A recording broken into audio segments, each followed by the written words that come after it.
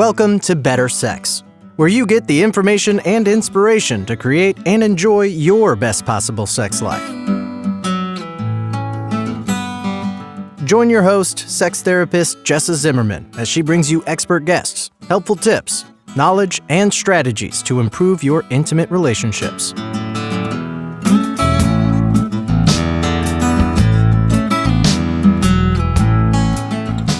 And now, your host, Jessa Zimmerman.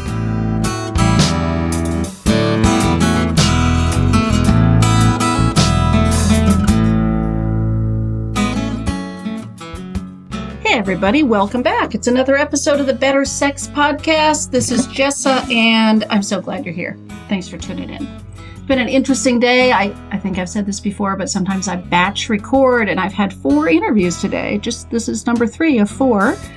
Which I always find fascinating. They're so different.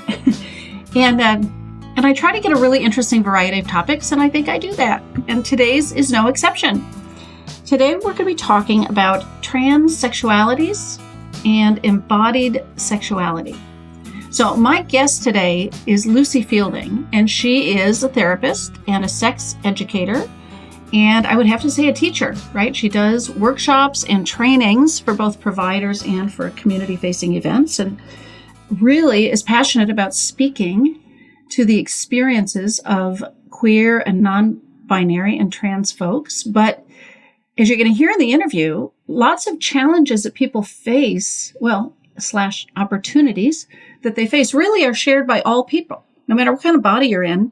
No matter how it's functioning, what it looks like, what you have, these themes of discovery, of mystique around your body, curiosity, always exploring what it can do and figuring out how you want to express yourself, those are relevant to all of us. So I think you're going to take a lot from it, whether anyone in your life, you or anybody you love, is non-binary or queer or trans or something. But even if not, I think it's going to be useful. I hope you enjoy.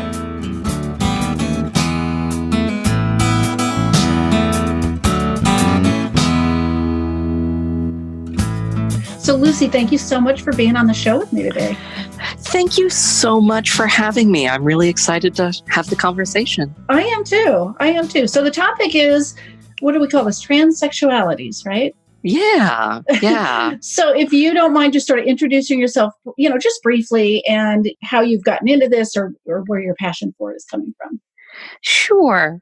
So I am personally, in terms of how I socially locate myself, I am a queer, white, visibly able-bodied, non-binary femme.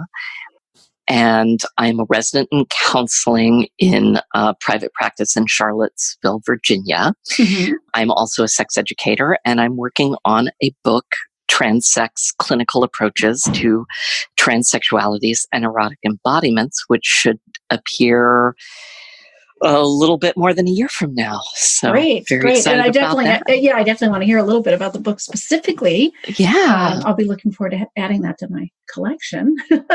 Yeah, you and I hope many others. But so I come to this work because as someone who has been on both sides of the couch, as it were.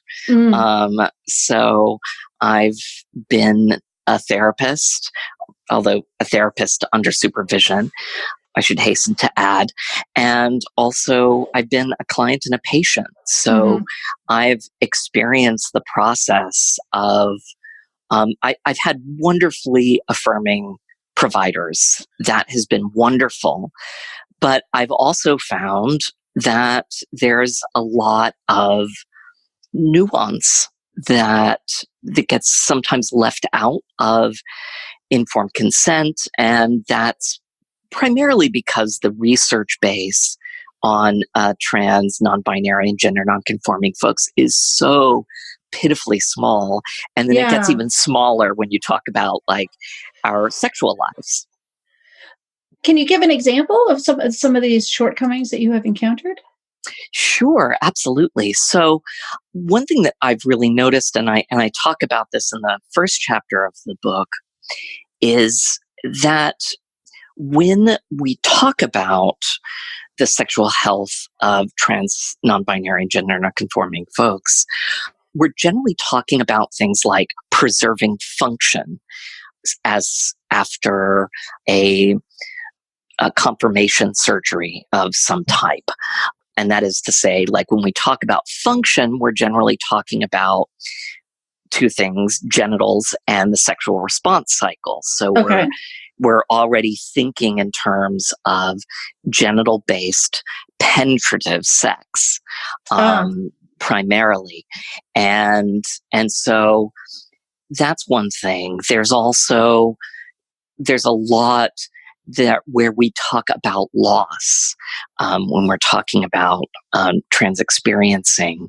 One of the things that, for example, when we give informed consent around hormone therapies, for those who pursue hormone therapies, there is guidance that says that a side effect has to do with sex drive. And, we know from all of the great work, both sexological and popularized in terms of like Emily Nagoski's fabulous Come As You Are, right? That sex is not a drive, it's an incentive motivation system. And so I'm looking for things more like, let's talk about responsive desire and the context rather than talking about gains or losses in libido. So like for masculinizing HT, which is usually testosterone, that usually the indication is that the sex drive will go up. There will be spontaneous erections of clitoral tissue, for example, and enlargement of clitoral tissue. For feminizing hormones, usually estrogen and combination of another anti-androgen like spirulactone or progesterone, that there will be a diminishment of sex drive. And so it sets up this false dichotomy, a bit of binary thinking that says that like, well, you can either resolve gender dysphoria or you can have a satisfying sex life. Which do you want? And, like, every time I'm going to choose like resolve gender dysphoria. Right. And so like I'm sitting here listening to this as a client and a patient, and I, literally like a month before I'd heard this informed consent language, I was literally listening to Emily Nagoski give a talk. And so like I come armed to these sessions and appointments with my providers with all of this knowledge about sexual health that I've extrapolated from mostly cis experiencing. And so many folks, because of the inherent power differential between therapist, client, doctor, and patient, are not always in a position do not possess the kind of privilege that I do to be able to really push on what I'm being told. Well, privilege and knowledge. Knowledge to some degree is privilege, but yes.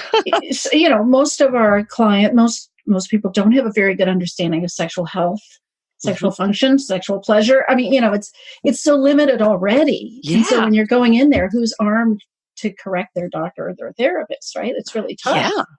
Yeah. So I feel like things are not going to get better unless doctors, mental health providers, pelvic floor PTs, everyone, I understand provider to be as expansively as possible.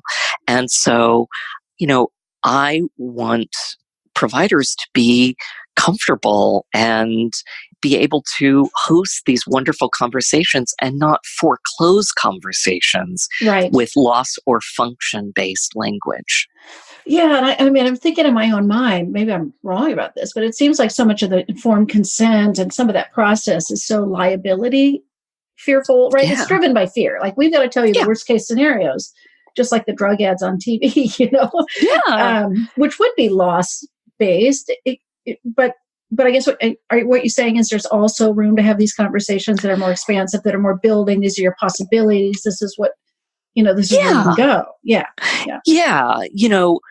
I approached at one training that was offered by the World Professional Association of Transgender Health, which is like one of the larger organizations that sets standards of care for both medical and mental health providers. And I spoke to an endocrinologist afterwards who was giving the training, and I asked him about, responsive desire and incentive motivation systems. And he said, that's one, there's not enough research there. And so, I said, well, yeah, go figure.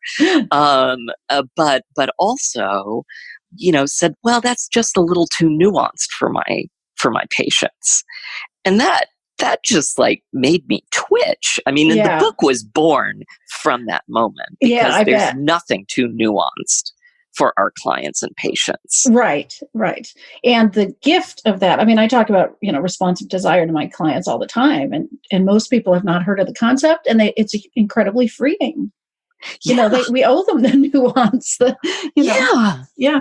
And indeed, we're failing from a liability perspective if we're not going into that nuance. Yeah. Like, even if the research is based on extrapolation, but like trans and non-binary folks and queer folks and disabled folks and elders, folks, who have acquired cancer, we are all extrapolating from cis, white, het, able-bodied experiencing all the time, because that's what the studies are about. Right. And so we're used to doing that, and we have learned how to extrapolate, but we shouldn't have to.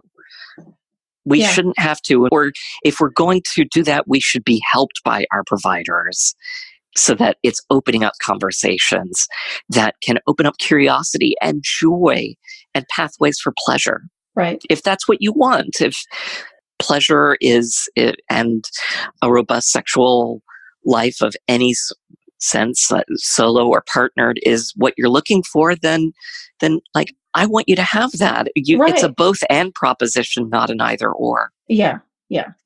And is that what when you in the notes you sent me, you were talking about intimate justice? Is that tied to what you're saying too? Yeah, absolutely. So that comes from the work of Sarah McClelland, who had this really cool observation about a lot of the ways that we talk about pleasure and satisfaction. And her note was that generally we're just looking at the outputs. We're saying, okay, was this a pleasurable experience for you? And we're not talking about the inputs, as it were, like, how does social location, how does abuse history, how does that impact the experience and your expectations for pleasure and what is possible? Yeah. And so, yes, in the sense that if you're always all ready for closing the conversations, then your horizons for what you can expect for pleasure are going to be limited. Yeah, totally impacts your imagination or your what you see as potential, right? Yeah. And again, so back to the idea of privilege, right? People with obstacles or oppression have smaller doorways, basically. Yeah.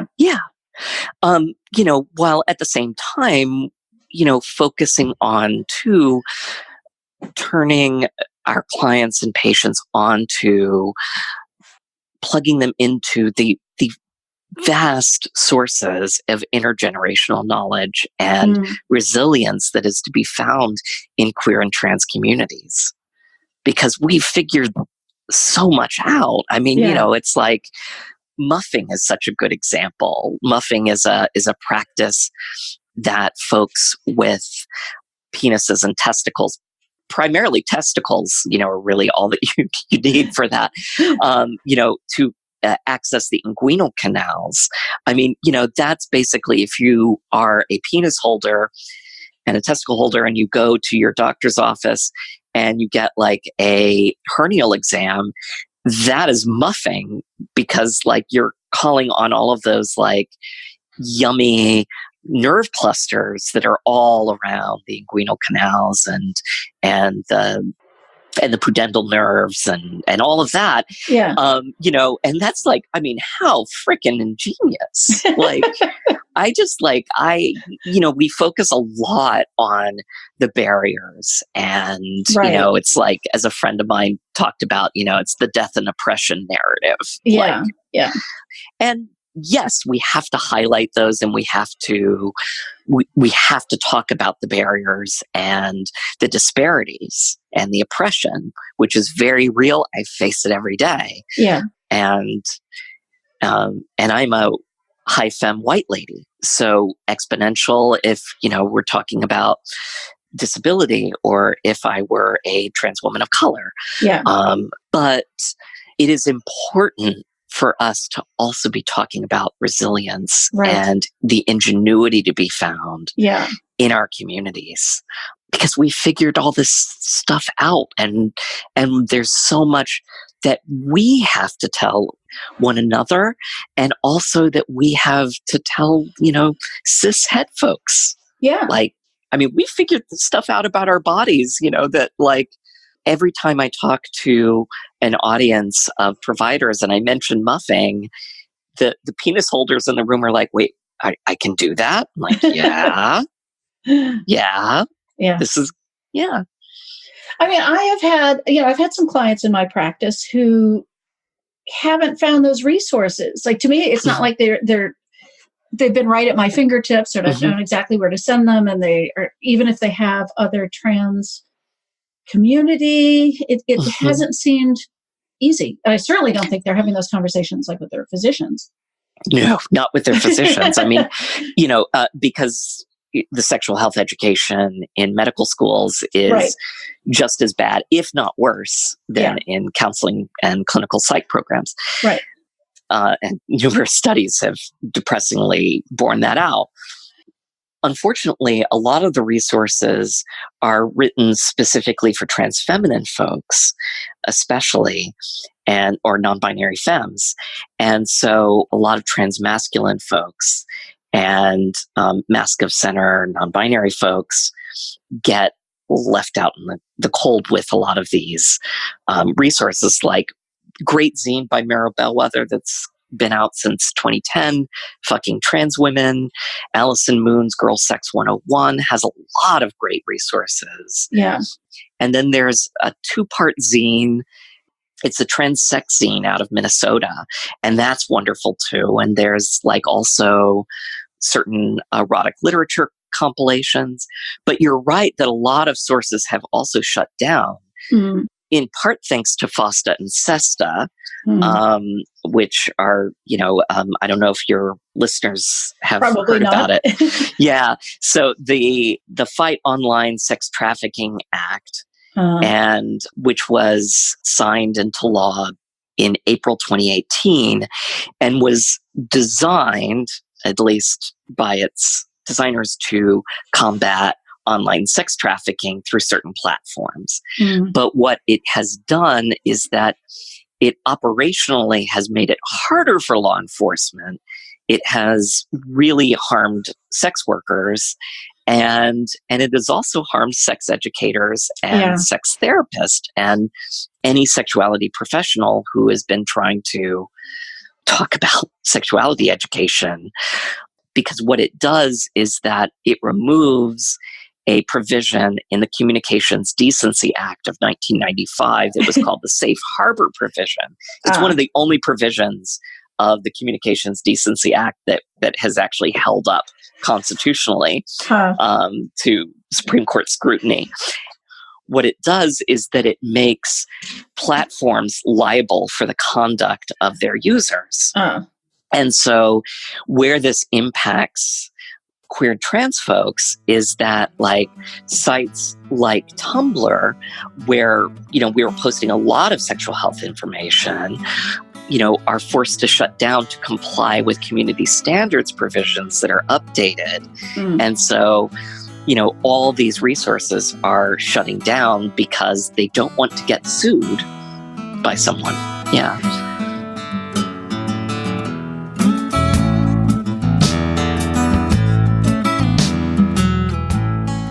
Hey, it's Jessa. I'm just taking a little break to invite you to my free monthly webinars that I do on a variety of topics that always include an open Q&A session with me at the end.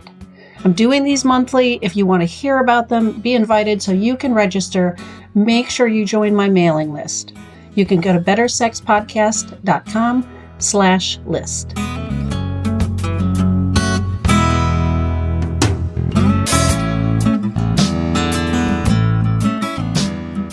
Is your upcoming book for lay people or is it for providers? I mean, is it a bunch of resources for people that are, non-binary and gender non-conforming to sort of take control of their own sexual health and sexual pleasure, or is it? Yeah. So what I'm planning is a 2-book series. Even in the question, right? You need both. Yeah. Already. Yeah, we need both. I felt like the imperative was there to get providers on board. Okay. So that's the first book. The first book is for providers. The second book, however, is really meant to be community facing. And a lot of the workshops I do and can do are, I can either do provider master classes or I can do, community facing ones that are actually like, okay, here's some tips and strategies. But I really wanted to enliven and impassion clinical practice for both medical providers and for therapists. Yeah. Yeah. And listening to you talk, I can see where the binary, non-binary experience is just one of the ways somebody doesn't fit, the cultural expectations. Like you were saying, if you've got cancer, if you're elderly, or if you're disabled, or, there's so many folks out here that are going to benefit from, I don't know what to call it, like a blank slate, for, permission to get creative. Yeah. I talk a lot in the book about unimaginable bodies and, elder bodies, disabled bodies, trans and many queer bodies, many bodies of persons of color are often, because they're left out. Right, because we're not shown them, right? So we can't. Yes. So they're unimaginable. And so a lot of what I see happening in the room with clients and patients is an imaginative failure. Mm-hmm. And so again, this foreclosing of conversation, and it's not intentional on a provider's part. Mm-hmm.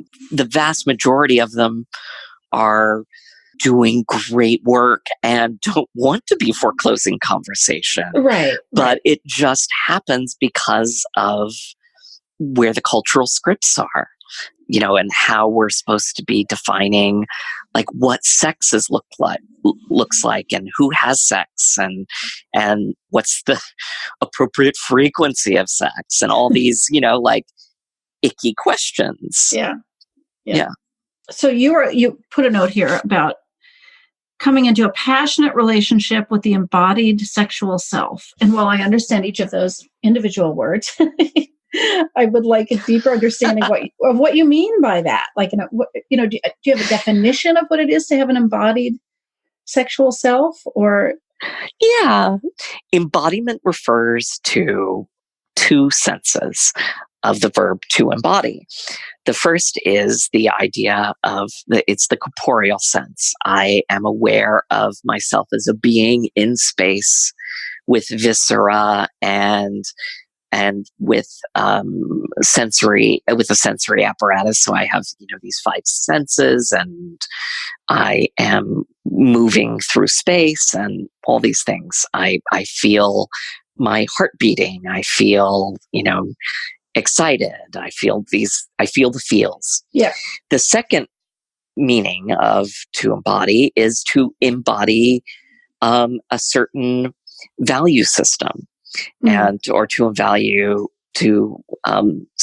talk about an embodied sexual self is to be dropping into one's body, to have a relationship with one's body, one's sexual body, and to be developing like what works? What does sex look like for me? Yeah. What do I want to call my genitals? Do I want to use my genitals in sex? Does sex even involve genitals? What feels good on various parts? How do I want people to interact with them? How do I don't want people to interact with parts of my body? What do I want people to call parts of my body? To come into passionate relationship, that is drawing on the work of relational psychotherapy, and particularly the work of Esther Perel, who talks about the relational energies of intimacy versus passion. And I was really struck by that discussion. She talks about it in an interpersonal sense. Right. Of like, this is what's going on between relational units. So two or more people have been together for a while, and at the beginning of the relationship, it's exciting and everything's new, and you're having all the sex and all the fantasies are coming out. Then you settle into kind of a coziness, and it's lovely and yummy, and you get into this belief that is a trap. I think about Admiral Akbar from, Return of the Jedi. It's a trap, and that is the idea that, suddenly we believe that we know everything there is to know about our partners. And I put that dynamic in intrapersonal context. Right. So I internalize it. So it's about our relationship to our own bodies and our own sexual bodies. So it's about these moments of how can I create spaces for not knowing and curiosity. Yeah, so for something I new, can, right? Yeah. For something new, for emergence to take place. Yeah. Yeah. Because we think we know everything there is to know about what parts of our bodies do. And that's just not the case. We're infinitely expandable, and we're always transitioning. Right. And when you said it's also based on like a value system, it seems to me there's an aspect of this that is honoring and valuing our sexuality and sexual expression. Like it's a I don't know, empowered thing, a positive thing, right?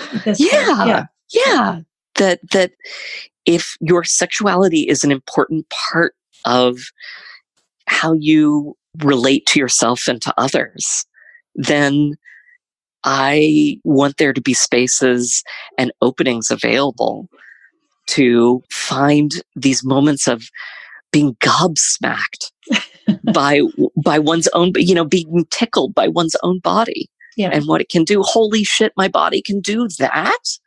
That almost, we talk about like the archetypal energy of second adolescences often when we talk about like coming out narratives or transitions. And we often focus on like, the acne and the awkwardness. And we don't remember that, I don't look back on my adolescence in very fond terms. Right. But it was also a time when I was finding out almost daily new things that my body could do. Yeah. And that's what transitions, any kind of life transition, holds. It's the opportunity within the challenge, to kind of reference Amelia and Emily Nagoski's new book, Burnout, to talk about, there are challenges and they're real, but what are the opportunities that you can find within those challenges? So what would you say to people, whatever their situation, that are feeling afraid, they're feeling lost, they're aware of the trauma, like the negative, the conversation closing phenomenon, that's what they're largely aware of. And I don't know, what would you say to them to help them move forward and actually discover what their body is now and how they want to use it and what they want to call it? I mean, all those various things. Like how would you encourage somebody on that path? First of all, it's all about the invitation and giving permission at the very first. And sometimes that's not where a client is at the very beginning. of their work with you. But sometimes, like, a lot of my clients come to me precisely because they know that I work on transsexualities. And so that's a part of their lives they want to explore. Yeah. But even with those clients, there's always going to be the fear and the trepidation that show up. And so many of us hold trauma and acute stress in our bodies.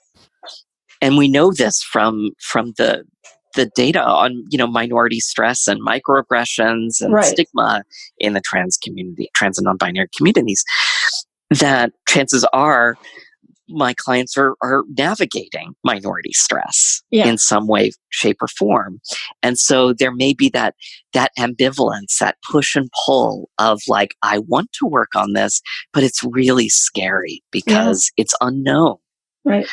And one of the things that we can do, and this was suggested by one of my colleagues, Angie Gunn, who's a Portland-based sex therapist and a trauma specialist.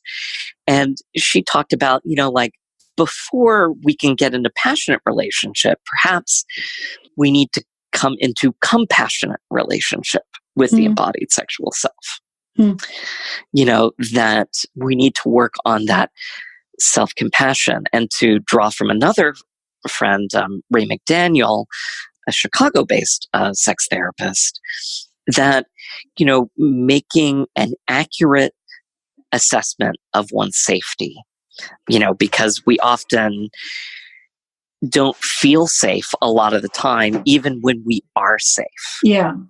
Like, one of the things that I do for self-care every week is I do aerial silks. So I climb up in the silks and, and I do things like drops and, and I'm climbing up, 7 feet, or more, and, and doing all these things, all these suspensions. And, and there's a part of my body that's like, what the heck are you doing to me? This is not safe. Don't you remember that we're afraid of heights? Yeah. Yeah. And somehow I do the drop. And part of that is knowing the silks. I trust my body and I trust the silks. Right. How do I get to that place? How do I get to the place where I can drop, where I can do that, where I can jump? And part of that is the container that we as providers can give, that space for the holding environment, as Winnicott would talk about. Right. The idea that we are going to, that the therapeutic space is one where sensations, images, feelings, and thoughts that might otherwise be too overwhelming or too scary to be faced alone can be faced in that room. That I, as the therapist, am going to be walking alongside you. Yeah. I can't hold your burdens for you, but I can hold them with you, so that so that you can feel like, okay, I can maybe go deeper. I can open myself up to curiosity because I am held. And even though I may feel scared, and even though this is scary because, like, we don't do new things because it feels safe. Like, right. Yeah. Like, whether we like them or whether we don't like them, either way, it's not because we feel safe, right? Yeah. No, I mean, we take leaps of faith, right? Precisely because it's like what we face is so much, potentially the benefits outweigh the costs. Right. Yeah. Right. So you also talk about mystifying sex. Yeah. And I feel like, man, I've been working my whole career to demystify sex, right? Or to myth bust all those things. And so could you say a little bit about what you mean by that? Yeah, absolutely. The role of that, I guess. Yeah. Yeah, and demystification is a huge part of what we do. Right. It's like when we give psychoeducation, when we normalize things for our clients, which, I do nearly every session, right. Is some point of normalization so that, oh God, I feel less alone. Mystification is part of the process of coming into passionate relationship because it creates that distance. Because sometimes we need to trouble what we know. We need to question what we think we know and what we're sure of. So it's that moment of peeking behind the curtain of what cultural scripts and what our kind of relational scripts or familial scripts have given us over the years.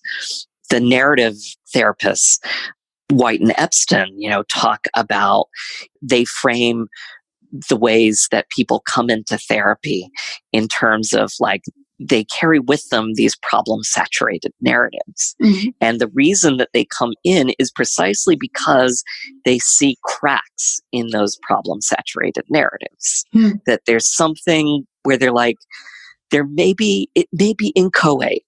It may be just like really, really beginning of just like, I just have this sense there's a disturbance in the force. Right. There's a little something more, something I don't know, or something's possible. Yeah. And so like, I'm not even able to put words to it yet, or a feeling to it, or a name to it. But I know that that's why I'm here. If we were in a demystifying mode, we might say, okay, well, your problem here is this. And, sometimes we do that. Sometimes we, say like, oh, like this is actually very common and that's, you're completely normal. Oh, whew, thank goodness. But sometimes it's about like leaving things open and helping the client widen those cracks and break them open, because past those cracks are these all sorts of alternative narratives and rich ways to see oneself and one's place in the world. It sort of ties me back to something you said before, which is we can either focus on the barriers or we can kind of look for the mystery, right? Yeah. And it's really a different approach to, what are the possibilities and the opportunities? Yeah. And we need both of them. Right. But we need to have mystification in our arsenal. Yeah. And part of that is also undoing a lot of the legacy of, that's so harmful that we all learn about in grad school or we should, of, therapy as a tool of social control and the medical complex as a tool of social control so many times. And the power dynamics, mystification helps get those power dynamics out, because we are not the experts on how a client will embody their sexual self. Yeah. So what would you say is your sort of parting message here, your takeaway? If people, I think sometimes therapists listen to this podcast, but my guess is that largely it's community, Yeah. And what would be, there's so much there, but like, what's the core message you want people to get? Yeah, I think there is possibility. There is joy. Yeah. Your body is magical. However it works. Yeah. Like, there is so much to learn about yourself as a sexual being.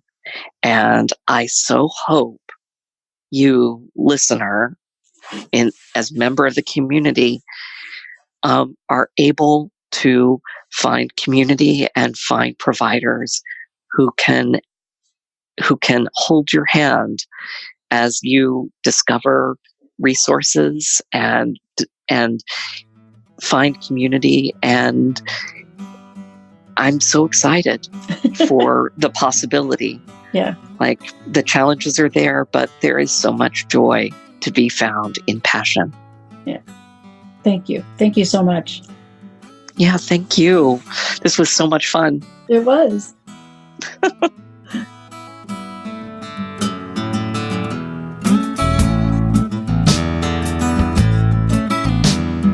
You've been listening to Better Sex. Please visit our website, bettersexpodcast.com, for show notes and additional episodes.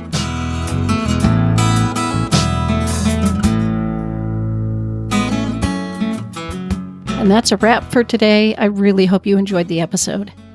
If you are enjoying the podcast, if some of this material resonates with you and you would like to make a difference and make sure that this keeps coming out in the world once a week, ongoing, there are a couple things you could do to show your appreciation.